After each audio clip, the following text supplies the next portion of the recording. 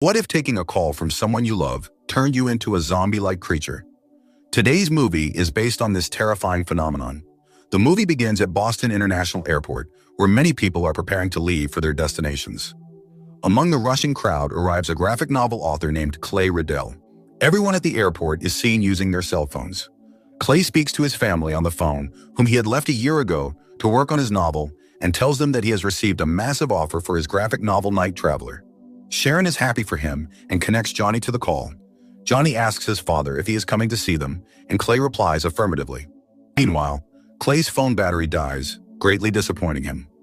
He then uses a payphone at the airport to tell Sharon that he is coming to see his son. In the meantime, panic breaks out at Boston International Airport. People using their phones suddenly feel pain and begin to act strangely. Clay immediately realizes that the pulses emitting from the phones are causing people to have seizures and collapse to the floor. Soon, people turn into phoners and start attacking other passengers. In the twinkling of an eye, chaos erupts and Clay decides to flee before he is attacked too. He attacks a phoner who is brutally killing a woman. A panicked woman calls 911, but soon turns into a phoner herself.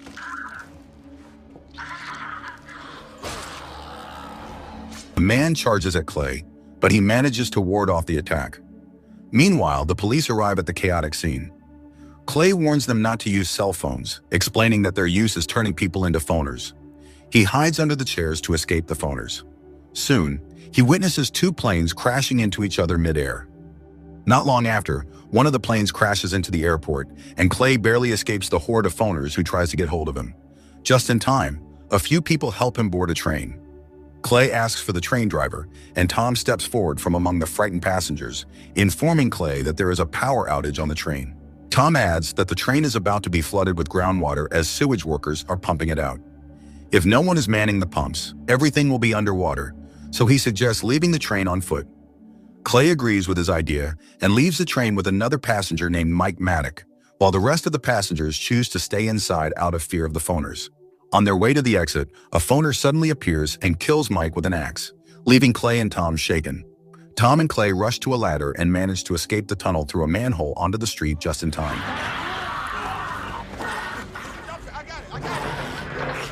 Tom places a dumpster over the manhole, confining the phoners to the tunnel. Clay flees to his apartment with Tom and finds his neighbor lying dead on the floor. He and Tom rush into the apartment before it is too late. Clay asks Tom for his phone so he can text to his family, making sure if they are okay. Tom gives him his phone and Clay texts to his family, but in response he gets a jumbled up message. Tom then asks Clay to put his phone in the freezer to make the battery last longer. Meanwhile, someone bangs on the door, leaving Tom and Clay shaken with fear.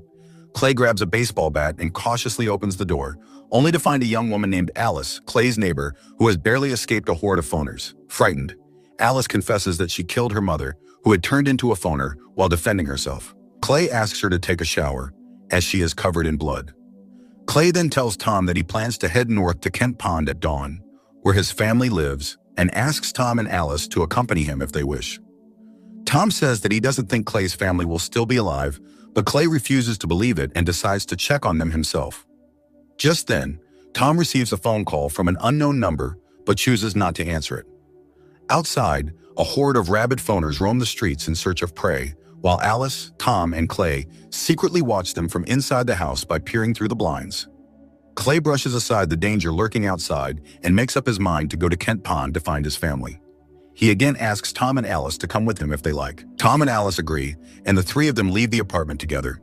They cautiously make their way onto a street swarming with phoners.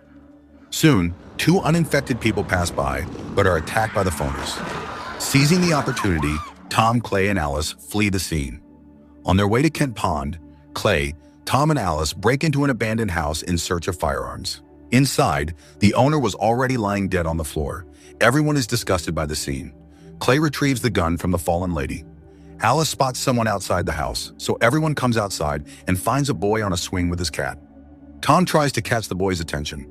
Soon the boy turns out to be a phoner and rushes to attack them, but just in time, Tom shoots him. Hearing the gunfire, other phoner lurking nearby spot the trio and rush to them, prompting the trio to flee. A large pack of phoners begins chasing Clay and the others, while some of them get shot dead by the trio. Clay and his friends reach the end of the street and find a river ahead. They find themselves surrounded by the phoners. Before the phoners can find them and kill them, the terrified trio hides under a wrecked vehicle and waits for the creatures to leave.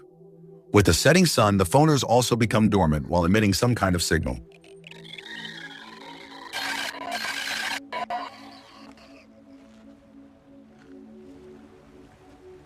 Soon enough, they return from the river, giving Clay and the others a sigh of relief. The horde of phoners huddles together and starts emitting pulses at the same time. Clay, Tom, and Alice reach a conclusion that the phoners are active only when the sun is in the sky and can see through another phoner's eyes. When the kids saw them, the phoners saw all of them, revealing that the phoners are telepathic. Moreover, they are interconnected with one another by a pulse which flows through them. After this short discussion, Clay and the others continue their journey to Kent Pond. It becomes dark while continuing the journey. They suddenly hear music coming from a gate in the academy. They approach the academy and are warmly welcomed by a headmaster named Charles Ardai and his young student named Jordan. Charles shows them his playground where thousands of phoners were dormant and creating pulses in the form of music from their mouths. Charles assures them as long as there is music, they don't need to fear. To make sure, he penetrates a sword cane into a dormant phoner who doesn't react to the penetration at all. Charles reveals that the phoners are active only in the daylight. If he had done it in the daylight, he would have been torn apart. Inside, Charles explains that the phoners act for the good of the group as a whole. There is no competitiveness and no selfishness. He then suggests using gasoline to burn the sleeping phoners down before they stop being afraid of the dark. Alice agrees with Charles, suggesting that they must wipe out the phoners before they awake. Everyone comes out with a sprayer truck filled with gasoline. Tom and Clay drive over the phoners while spraying gasoline all over the sleeping phoners.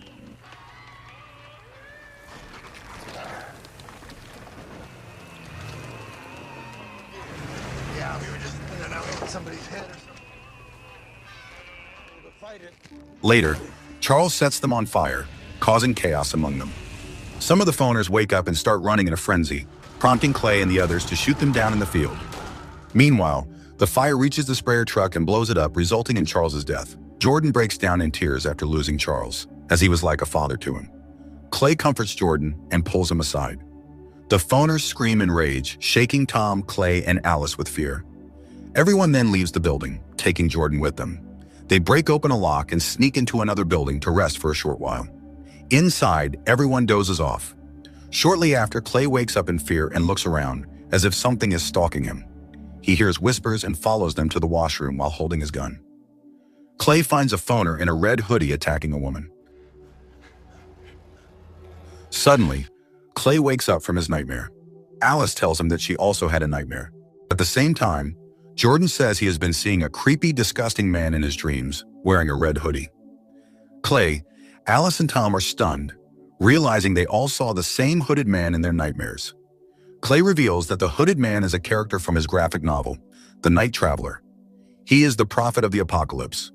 As darkness falls outside, Tom suggests leaving the place.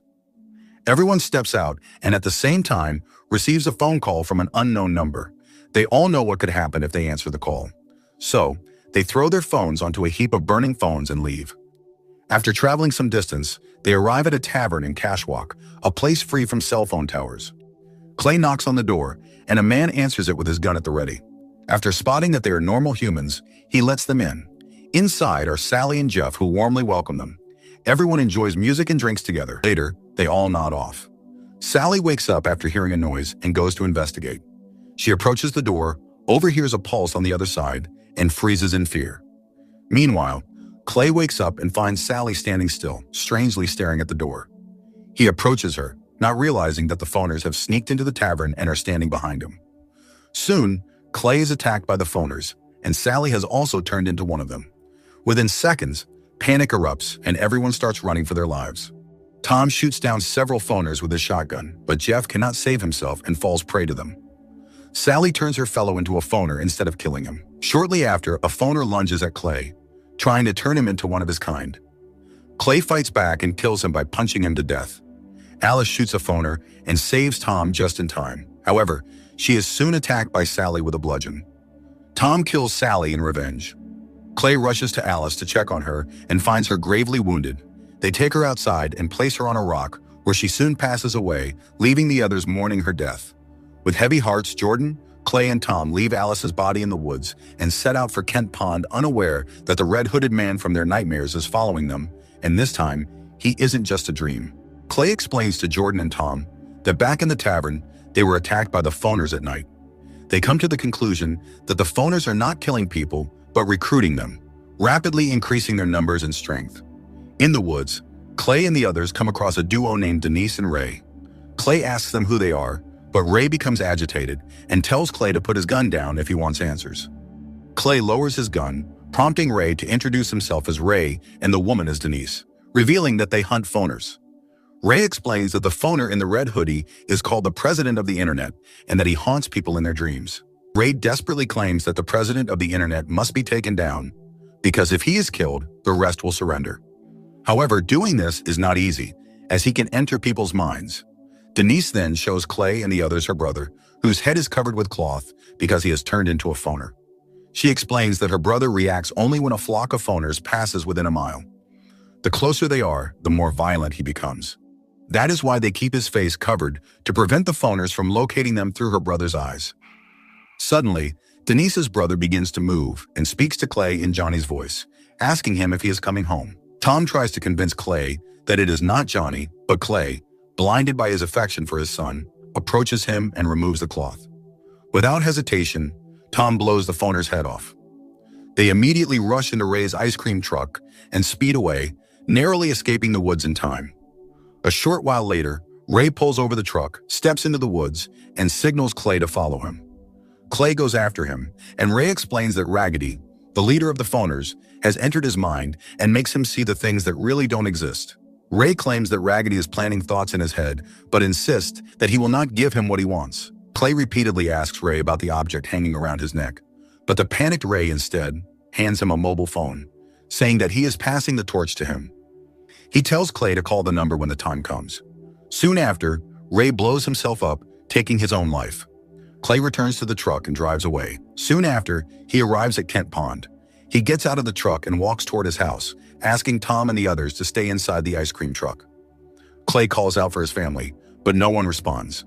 He searches the house and finds a message from Johnny, stating that his mother, Sharon, has turned into a phoner and that he has escaped to Cashwalk, urging Clay to come there. Overwhelmed with guilt for failing to save his family in time, Clay vents his frustration by smashing the furniture.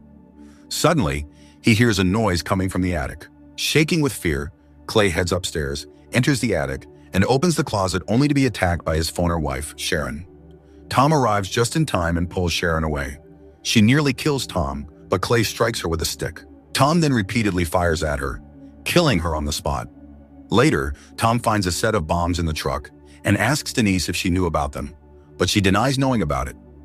Clay comes outside and hands Tom the keys to Sharon's car, telling him that he is returning to Cashwalk to bring back his son. Tom warns him that Cashwalk is extremely dangerous, as it has become the center of the phoners, but Clay refuses to change his mind and drives off alone in Ray's ice cream truck.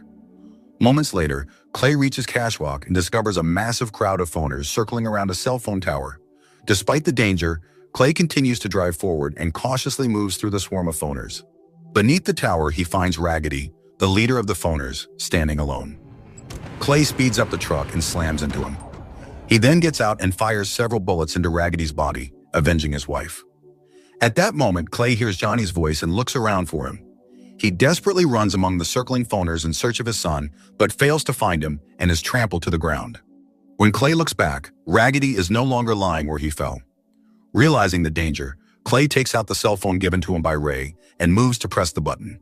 Just then, Johnny suddenly appears, and Clay embraces him tightly, finally reuniting with his son. Immediately afterward, the phoners begin emitting violent pulses from their mouths, and Raggedy, still alive, joins them. Johnny also starts emitting a pulse, revealing that he too has turned. Clay dials the number and detonates the truck, killing Raggedy in a massive explosion. Clay dreams of escaping to Canada with his son, but in reality, he has also turned into a phoner and is now circling the cell phone tower alongside Johnny and the other phoners. You were watching a recap of the movie Cell 2016. Have a nice day.